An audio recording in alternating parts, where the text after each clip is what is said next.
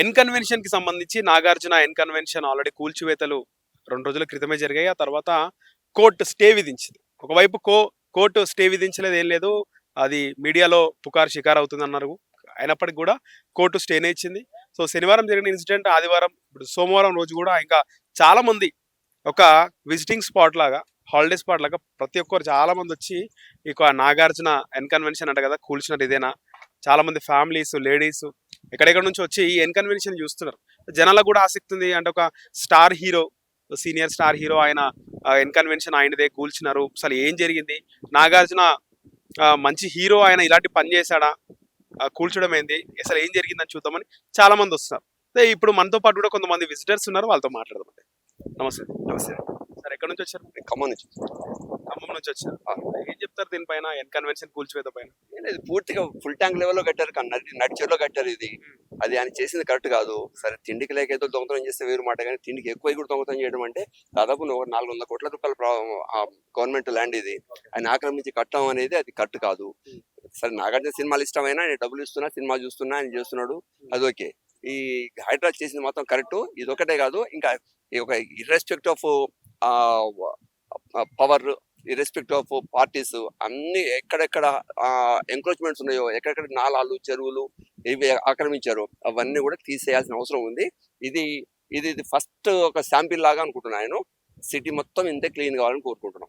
నాగార్జున ఎందుకు టార్గెట్ చేసింది హైడ్రా గానీ రేవంత్ రెడ్డి ప్రభుత్వం? టార్గెట్ అంటే మొదటగా ఈయనతోనే ప్రారంభించడం ఇలాంటి కూల్చివేతలు. అంతకన్నా ముందు అక్కడ మన చిత్రపూర్ కాలనీలో చేశారు కదా, చేస్తూనే ఉన్నారు కదా, అటు బాజ్పల్లి చేశారు కదా. ఇది 3-4 ఇన్సిడెంట్ అంతే. ఇది మెయిన్ గా ప్రముఖంగా వచ్చింది ఇప్పుడు 2014 నుంచి కూడా కూలగొట్టానికి కేసీఆర్ వచ్చిన కొత్తలో దీని మీదకి వచ్చేసి మరి ఏం అండర్స్టాండింగ్ అయిందో ఏమో, మరి వాళ్ళకి కుమ్మక్క అయిపోయి మళ్ళీ ఓకే అంత ఫ్యాన్ బాయ్ అనుకున్నారు. అక్కడ నడి చెరువులో కట్టారు. ఇది నడి చెరువును ఆక్రమించి కట్టారు. మరి 10 సంవత్సరాల కేసీఆర్ నిద్రపోయినట, అది కట్టు కాదు కదా. నుంచి ఉంది అంటున్నారు. ఓకే, కోర్టు స్టే ఉంటే ఎందుకు కాంటెంప్ట్ పిటిషన్ వేయలేదు నాగార్జున? రంగనాథ్ గారిని ఎందుకు అరెస్ట్ చేయించలేదు? నిజంగా కోర్టు స్టేనే ఉంటే, స్టే చేసిన తప్పును దిద్దుకోవడానికి, ఏదో కప్పించుకోవడానికి ఇవన్నీ చేస్తున్నారు. ఏ స్టే లేదు, ఏమీ లేదు. 2014లో కోర్టులో వేస్తే అది టెంపరీగా నాట్ టు ఇంటర్ఫియర్ అని వచ్చింది. సుప్రీంకోర్టు ఆల్రెడీ జడ్జిమెంట్ ఇచ్చింది. ఎక్కడెక్కడ ఆక్రమణలు ఉన్నాయో, చెరువులు ఉన్నాయో వాటిని బతికించారు సుప్రీంకోర్టు ఆల్రెడీ ఇచ్చింది. దాని ప్రకారం దీన్ని కోలుగొట్టారు. హైడ్రా చేసిన పని, రంగనాథ్ చేసిన పని ఆల్వేస్ రైట్, ఇది కరెక్ట్ అనిపిస్తుంది. దాదాపు చాలా చెరువులు ఉంటాయి, ఒక 200 పైన చెరువులు ఉంటాయి హైదరాబాద్ లోనే. సో మిగతా వాళ్ళు అంటే ఎంఐఎం పార్టీ వాళ్ళు కానీ, బీఆర్ఎస్ వాళ్ళు కానీ, మిగతా రాజకీయ నాయకులు కూడా కబ్జాలు చేసి ఉండొచ్చు. సో దానిపైన కూడా ఇదే పని చేస్తారా రేవంత్ రెడ్డి? ఖచ్చితంగా చేసి తీరాలి. రేవంత్ రెడ్డి ఆయన పదవి ఉన్నా పదవి పైన ఈ కీర్తి చివరి స్థాయి ఉంటుంది ఆయనకి. ఈ పదవి అనేది 5 సంవత్సరాలు, 3 సంవత్సరాలు, 10 సంవత్సరాలు ఈ చేసిన పని హైదరాబాద్ ఉన్నంత కాలం ఆయన పేరు ఉంటుంది. దాదాపు 30% హైదరాబాద్ ఇంతే ఆక్రమణ ఉంది. అన్ని తీసేయాల్సిందే, హైదరాబాద్ ని బతికించాలి అంతే. రాజకీయ కోణం ఏమైనా ఉందంట? ఖచ్చితంగా రాజకీయ కోణం ఏమి ఉండకపోవచ్చు.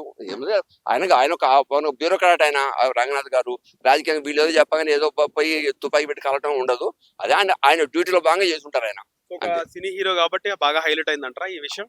అందరి దృష్టి ఇట్లా ఉంటుంది. అందులో సినీ హీరో, పెద్ద ఆక్రమణ, పెద్ద దోపిడీ కాబట్టి అందరి దృష్టి దీని మీదకి వచ్చింది. సో పెద్ద హీరో, నాన్ పొలిటీషియన్ నాగార్జున ఇలాంటి కబ్జా చేశారు. ఒకవైపు బాలకృష్ణ తండ్రి ముఖ్యమంత్రిగా ఉన్నాడు, తర్వాత బావ కూడా 4వ సారి ముఖ్యమంత్రిగా.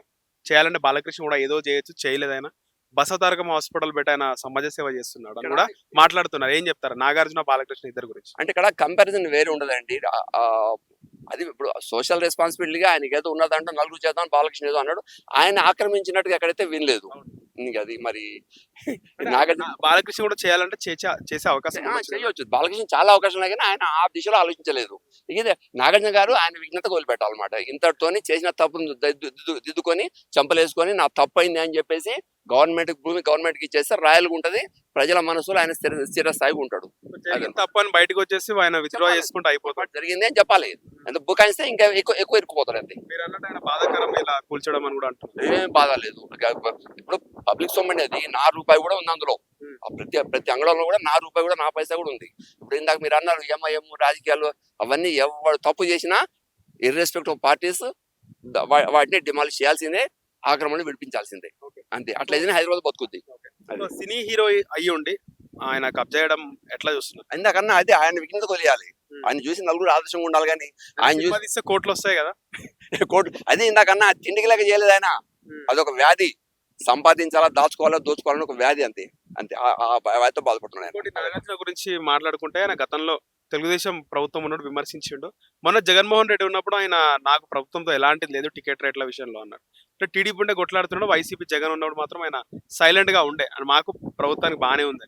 ఇప్పుడు ఏంటంటే ఎవరు పవర్ లో ఉంటే రాముడికి జై అంటారు, రావణాసుడికి జై అంటారు వీళ్ళు. ఎవరు ఉన్నప్పటికీ కూడా ఉమ్మడి రాష్ట్రం ఉన్నాడు చంద్రబాబును వ్యతిరేకించిండు. ఆ వీడియోలు బాగా వైరల్ అయినాయి. అదే అంటే ఆ విషయం కోసమనే ఈ పని చేసిందేం కాదు. నాకైతే ఏంటంటే అత్యాశ ఎక్కువైపోయింది. ఇందాకన్నా దాచుకోవాలి దోచుకోవాలని, అది ఆయన వైఖరి కరెక్ట్ కాదు. ప్రజలకు ప్రభుత్వం క్షమాపణ చెప్పాల్సిందే. గవర్నమెంట్ భూమి గవర్నమెంట్కి ఇవ్వాలి. ఆయన ఇవ్వకపోయినా గవర్నమెంట్ తీసుకుంటది. అదనమాట. ఇస్తే మంచిది. అంటే జగన్మోహన్ రెడ్డి ప్రభుత్వం కనుక ఉంటే ఎట్లా ఉంటుండే? అసలు లాస్ట్ టైం బీఆర్ఎస్ కవర్ చేసింది. హైడ్రా అనేది ఉండేది కాదు, రంగనాథర్ వచ్చేవాడు కాదు, బుల్డోజర్ దిగేగావు. అంతే అంతే. సబ్జెక్ట్ పైన మంచి అవగాహన పట్టు ఉన్నది.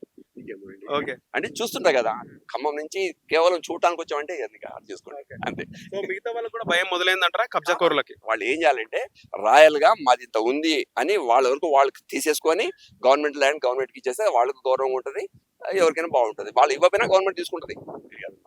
అప్పుడు ఈ విషయంలో మాత్రం రేవంత్ రెడ్డి గారు మాత్రం ఖచ్చితంగా ఆయన పదవిని అనేది చూడకూడదు, ఆయన పేరుని ఆయన చేసే మంచిని చిరస్థాయి ఉండేటట్టు చూసుకోవాలండి. కేసీఆర్ అన్నప్పుడు కొంచెం కవర్ చేసినాడంటారా?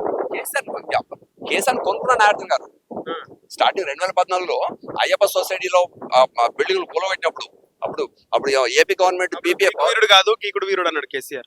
అది ఇప్పుడు అదే అప్పుడు అంతేందుకు ఇదే కేసీఆర్ మరి లక్ష నాగలతో తునిస్తాను రామోజీ ఫిలిం సిటీ అని పవర్లోకి రాగానే 13.5 ఎకరాలు అది ఆయన రామోజీరావు వదిలిపెట్టాడు అన్నాడు కేసీఆర్. ఆయన కారుకు ముందు 6 గేర్లు ఉంటాయి, ఎన్ని 6 గేర్లు ఉంటాయి. ఆయన ఎంత పాజిటివ్ గా మాట్లాడు, అంత నీట్ గా మాట్లాడరు. కేసీఆర్ మాటలు కేటీఆర్ మాటలు పట్టించుకోవడానికే లేదు. అదనమాట. అదే ఫైనల్ ఏం జరగబోతుంది? హైడ్రా గోల్ చేసింది, కోర్టు స్టే ఇచ్చింది. కోర్టు స్టే అని లేదండి, కోర్టు ఇన్ఫాక్చర్స్ అయిపోతుంది.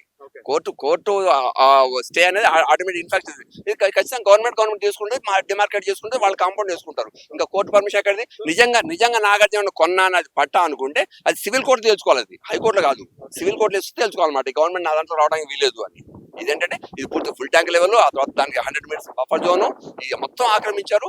ఇంకా ప్లేస్ కూడా ఆక్రమించింది అంటారా? ఇదంతా కూడా ఫుల్ ట్యాంక్ లెవెల్. ఇదంతా ఇది దాటి బఫర్ జోన్, అదంతా buffer zone. 100 metres buffer zone ఉంటుంది అనమాట. అంటే విషయం ఏంటంటే ఫుల్ ట్యాంక్ లెవెల్ వర్షం వచ్చేప్పుడు నార్మల్ గా మామూలు సాధారణ వర్షపాతానికి నిండేది ట్యాంకు, ఫుల్ ట్యాంకు. ఎక్కువ వర్షపాతం ఉంటే పొంగేదానికి బఫర్ జోన్ అంటారు అనమాట. అక్కడ ఏమైనా సాగు చేసుకోవడానికి తప్ప అది అమ్ముకోవడానికి పర్మనెంట్ స్ట్రక్చర్ కట్టడానికి లేదు బఫర్ జోన్ అండి. ఇదంతా కూడా బఫర్ జోన్ ఏరియా, ఎంత బఫర్ జోన్ ఏరియాని. అది ఇక గవర్నమెంట్ ఏంటంటే ఇక్కడ విచక్షణ ఉండకూడదు. ఒక నాగార్జున టార్గెట్ చేసి నాగార్జున గారికి ఏ గతి పట్టిందో ప్రతి ఆక్రమణానికి ఈవెన్ ఓవైసీ కానీ ఏ పార్టీ వాడున్నా సరే అందరికి ఆ గతి పట్టాల్సిందే. ఈ విషయం గవర్నమెంట్ భూమి గవర్నమెంట్ రావాల్సిందే, చెరువులు బతకాల్సిందే అంతే. ప్లేసెస్ ఇదంతా కూడా చెరువులో కలిసిపోతుంది. 3 ఎకరాలు 13 కోట్లండి మొత్తం ఆక్రమించే నాగార్జున. 10 ఎకరాలు 3 ఎకరం 100 కోట్లు ఉంది. ఈ లెక్క 400 కోట్ల రూపాయల ఆస్తి. ఎవరు తాతగారు జాగిరని మీ సొమ్ము నా సొమ్ము అందరి సొమ్ము ఉంది. ప్రజలతనం మనం గట్టే పన్నులోంచి ఇవన్నీ వస్తున్నాయి. కబ్జా చేయాలనుకున్న వాళ్ళు కూడా వెన్నులో వణుకు పుట్టినట్టు. ఇప్పుడు ఎవరు చేయరు కానీ చేసిన వాళ్ళు ఎట్లా సరిపుచ్చుకొని జరుగుతున్నాయి కదా, మట్టి పోయడం అంతా కూడా లేదు. ఇప్పుడు రంగనాథ్ గారు ఉన్నందుకు ఏం కాదు, హైదరాబాద్ ఉన్నందుకు ఏం కాదు. ఎవరు ఆ విషయంగా ముందుకు రారు. రైట్.